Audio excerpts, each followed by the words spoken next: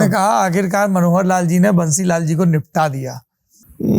हमें उनको निपटाने का विषय नहीं था, हमको आगे कैसे बढ़ना है ये हमारा तो एकमात्र उद्देश्य था, और उस कारण से हम बहुत पीछे हट जाएंगे। चौटाला सरकार में आप आगे बढ़ पाए क्योंकि 2004 के चुनाव ने इसकी तस्दीक की नहीं। देखिए, उसमें फिर चुनाव लड़ने के लिए हमको सीटें मिल गई 29, वहाँ 25 लड़े थे हम। चौटाला के साथ जब हमने फिर समझौता करके जब 1999 या 2000 में जब चुनाव लड़ा, लोकसभा में तो 10 आ गई, लेकिन उसमें 29 में से फिर हमारी काफ़ी कम सीटें आई। लेकिन अच्छा ये हो कि हम 29 लड़ने का हमको अवसर मिल गया। और कम सीटें इसलिए भी आई क्योंकि खुद चौटाला ने ही आपको चुन के ऐसी सीटें दी जहां कुछ सीटों पर हमारा विरोध किया, 10-11 सीटों पर उन्होंने, वो पता है हमें। लेकिन हमारा कहना है कि एक जब बेस आदमी को बढ़ाना होता है ना, उस समय जो मैं पहले कह चुका हूँ कि हम सीटें कितनी आती हैं कितनी नहीं आती हैं वो एक अलग विषय है। हम कितनी सीटों पर लड़ते हैं जिसमें से हमारा कैडर खड़ा होगा, हमारी पार्टी खड़ी होगी, तो ये टारगेट लगातार 1996 के बाद लगातार हमने ये रखा। उसमें जिसकी भी मदद लगे, मदद यानी कांग्रेस के तो हाथ मिल नहीं सकते, तो एंटी कांग्रेस जो होगा, जो हमको ज्यादा देगा वो जाएंगे। जैसे कुलदीप बिश्नोई, क्या बात हुई थी 2014 के पहले? कुलदीप बिश्नोई की भी 45 सीटों पर बात हो गई थी। विषय हट गया मुख्यमंत्री कौन बनेगा, तो हमने चौधरी भजनलाल जी को मुख्यमंत्री मानने के लिए तो कह दिया था।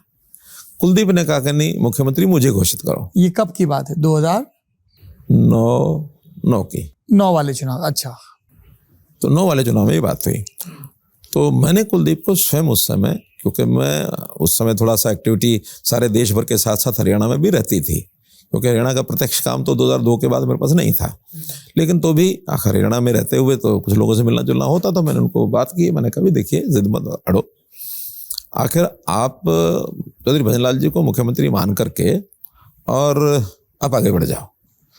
अच्छा, चौधरी भजनलाल जी का स्वास्थ्य ठीक नहीं रहता, बनने के बाद अगर वो ये कहते हैं कि भाई मेरा स्वास्थ्य ठीक नहीं है, मैं तो पीछे हटता हूँ और मेरे बेटे भी विधायक हैं, इनको मुख्यमंत्री, शायद उसमें बात बन जाए।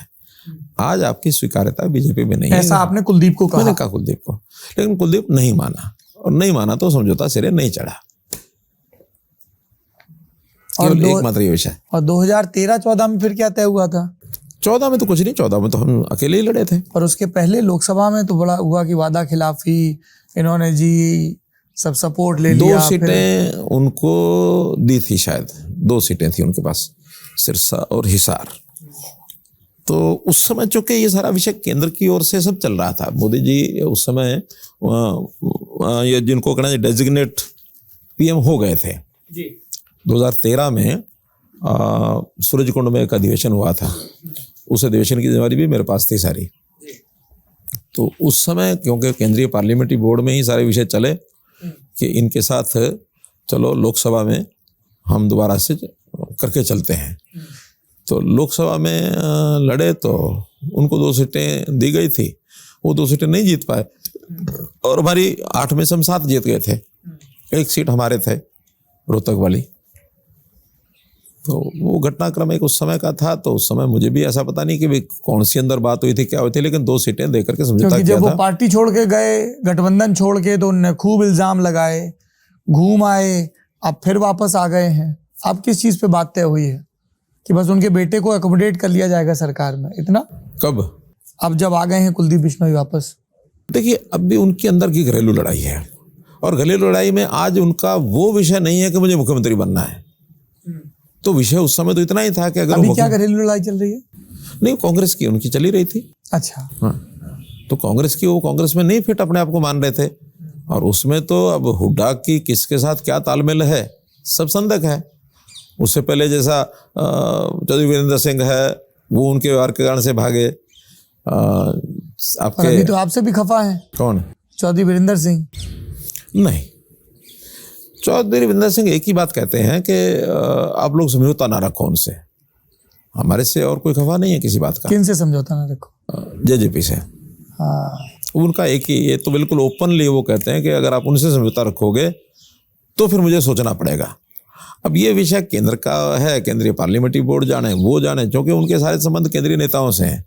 मेरे उनके अच्छे संबंध हैं। मनोहर लाल जी से संबंध अच्छे नहीं है। अच्छे हैं, हाँ, खूब अच्छे हैं। विजेंदर के लिए बड़ी मुश्किल हो जाती है। क्यों? टिकट भी बता रहे हैं संकट में है। देखिए, मैंने बताया ये टिकटों के विषय में तो हमें तो जो केंद्र पूछेगा हम उनको बताएंगे, सीधा बताएंगे, स्पष्ट बताएंगे। और जो पार्लियामेंट्री यही बोर्ड, कहा जा रहा है कि आपका आशीर्वाद नहीं है, आपका मत है कि टिकट बदला जाए हिसार मेरा से, कोई मत नहीं है। मेरा तो मत ये है कि जो अच्छा कैंडिडेट हो, जो जीत सकता हो। जो कि विजेंदर नहीं है। अब ये है कि नहीं है, ये तो जनता बताएगी या पार्लियामेंट्री बोर्ड बताएगा। आप स्पष्ट तौर पे अभी भी नहीं कह रहे हैं कि नहीं, मीडिया वाले लोग हमको इन्फॉर्मेशन जो देते हैं हम उठा के आगे दे देते हैं। महेंद्रगढ़ को लेके आपने क्या इन्फॉर्मेशन दी? भूपेंद्र यादव ने दफ्तर भी खोल लिया था, अब अलवर चले गए लड़ने। अब ये भूपेंद्र यादव के मन में क्या है मैं तो नहीं कह सकता।